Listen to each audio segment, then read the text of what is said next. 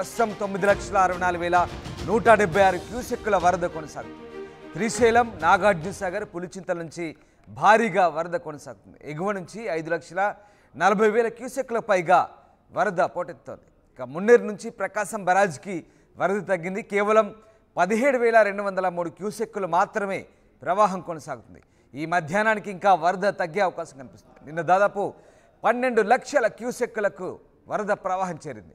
చరిత్రలో ఎన్నడూ లేని విధంగా విజయవాడలో ప్రకాశం బరాజ్కి వరద పోటెత్తింది.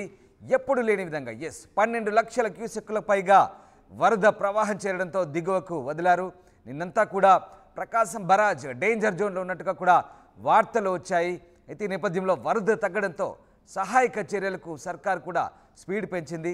ఊహించినట్టుగానే రాత్రికి రాత్రే ప్రకాశం బరాజ్కి వరద ప్రవాహం తగ్గింది. ప్రస్తుతానికి కొంత కృష్ణమ్మ శాంతించిందని చెప్పవచ్చు. శ్రీశైలం, నాగార్జునసాగర్, పులిచింతల నుంచి భారీగా వరద వచ్చేరింది. ఎగువ నుంచి కూడా 5,40,000 క్యూసెక్కులకు పైగా వరద వచ్చేరింది. ఇటు మున్నేరు నుంచి ప్రకాశం బరాజ్కి వైపు వరద తగ్గింది. కేవలం ఇప్పుడు 17,203 క్యూసెక్కుల మాత్రమే వరద ప్రవాహం కొనసాగుతుంది. ఈ మధ్యాహ్నానికి మరింత తగ్గే అవకాశం కనిపిస్తుంది. ప్రస్తుతానికైతే 9,64,176 క్యూసెక్కుల వరద మాత్రమే ప్రకాశం బరాజ్కి కొనసాగుతున్న పరిస్థితి.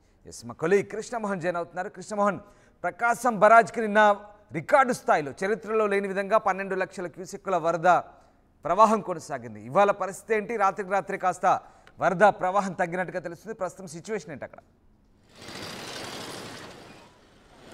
సార్ రామ్దాస్ సార్, డెఫినెట్గా కృష్ణమ్మ కొంత శాంతించనే చెప్పాలి. విజయవాడ వాసులకు కొంత ఊరట లభించిందని చెప్పాలి. నిన్న రాత్రి వరకు హై టెన్షన్లో ఉన్న విజయవాడ వాసులు రాత్రికి వరద తగ్గుముఖం పట్టడం, అంటే ఉదయం 11,46,000 క్యూసెక్కుల వరకు సాగింది. 12 లక్షలు వస్తుందేమో అని ఆందోళన చెందారు. కానీ ఇప్పుడు 9 లక్షలకి క్యూసెక్కులకు మాత్రమే ఇన్ఫ్లో వస్తుంది. తర్వాత అవుట్ఫ్లో కూడా పూర్తిగా కూడా తగ్గింది. మనం చూడొచ్చు, ఉదయం నిన్నటికి ఈ రోజుకి దాదాపుగా చాలా వరద తగ్గుముఖం పట్టిందనే చెప్పాలి. వరద తగ్గుముఖం పట్టడం చాలా వరకు కూడా కొంత ప్రశాంతతను కల్పించినట్టుగానే చూడాలి. అదే నిన్న కూడా casein bridge, Vijayawada casein railway bridge మీద దాదాపుగా నీళ్లు ప్రవహించినంత పని అయితే జరిగింది.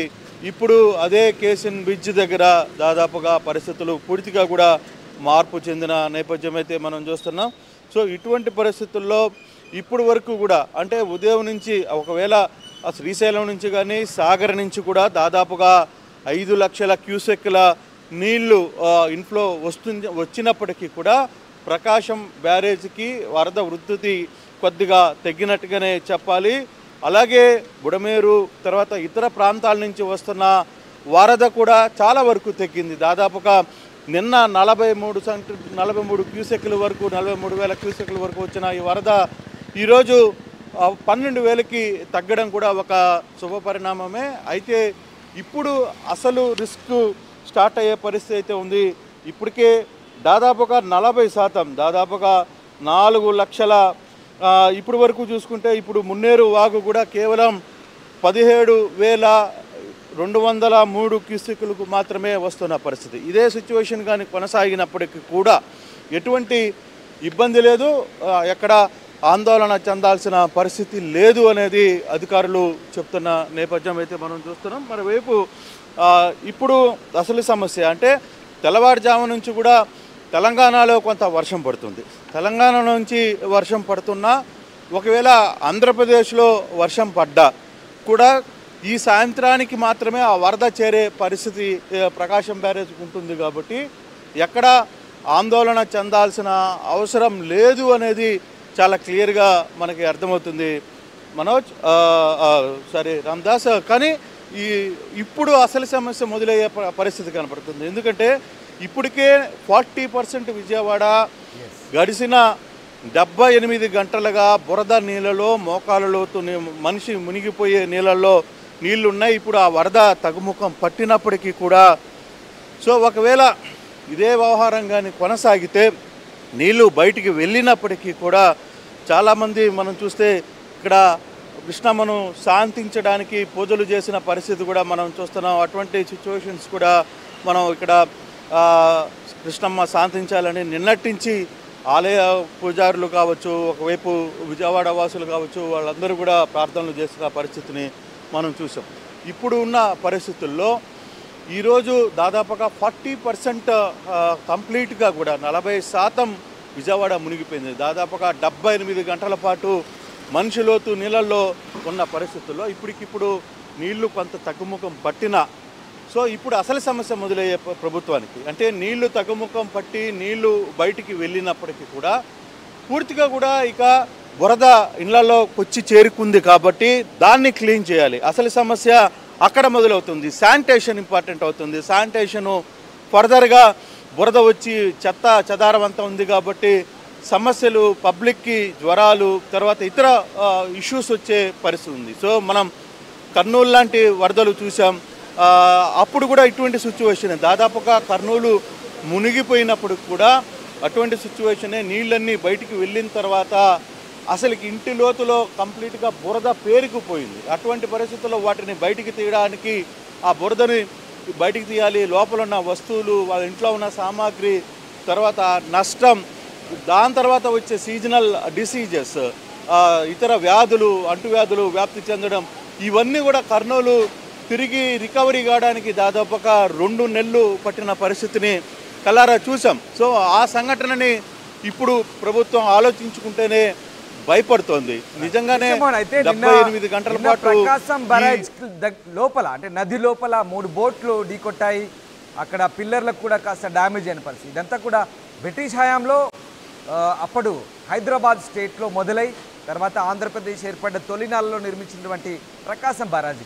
సో ప్రస్తుతానికి నిపుణులు ఏమంటున్నారు మరి దీనికి సంబంధించి బరాజ్ సేఫ్గా ఉన్నట్టే అనుకోవచ్చా మనం? ఇట్లాంటి అంటే చరిత్రలో ఎన్నడూ లేని విధంగా నిన్న వరద డెఫినెట్గా ఎందుకంటే నిన్న వరద చూడొచ్చు మనం ఇక్కడే ఆ బోటు దాదాపుగా 3 బోట్లు 4 బోట్లు ఇక్కడికి వచ్చి ఢీకొట్టిన పరిస్థితి అయితే మనం చూస్తున్నాం. ఈ బోట్లని ఇక్కడి నుంచి ఒక్కొక్కటిగా కొంత తరలించే ప్రయత్నం అయితే చేస్తున్నారు. ఇప్పటికీ 2 బోట్లు మాత్రం ఇక్కడ ఆగాయి.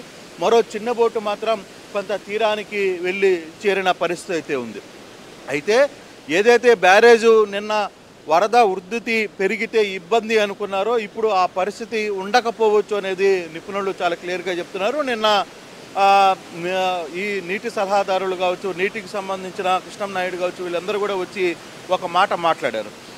బేసిక్గా ఇక్కడ కొంత సమస్య అయితే ఉండింది, కానీ బ్యారేజ్కి వచ్చిన ఇబ్బంది ఏమి లేదు. వరద కూడా తగ్గుముఖం పట్టింది కాబట్టి ఎటువంటి ఇష్యూస్ లేవు అనేది వాళ్ళు మాట్లాడిన పరిస్థితి. దాదాపుగా చాలా ప్రాంతాల్లో ఎక్కడైతే ఈ వరదకు సంబంధించి గేట్లు ఇరిగిపోయాయో లేకపోతే గేట్లు దెబ్బతిన్నాయో వాటన్నిటినీ కొంత రెక్టిఫై చేయొచ్చు. కాకపోతే కొంత టైం పడుతుంది. కానీ ఇప్పుడు ఈ వరద నీటిని మాత్రం మనం ఉపయోగించుకోలేము. ఆ వరద నీటి వల్ల కంప్లీట్గా ఇక్కడ నిలబడదు. ఎందుకంటే దాదాపుగా 3 బోట్లు కంప్లీట్గా ఇక్కడ 3 గేట్లు దాదాపుగా ఇరిగిపోయాయి లోపల నుంచి.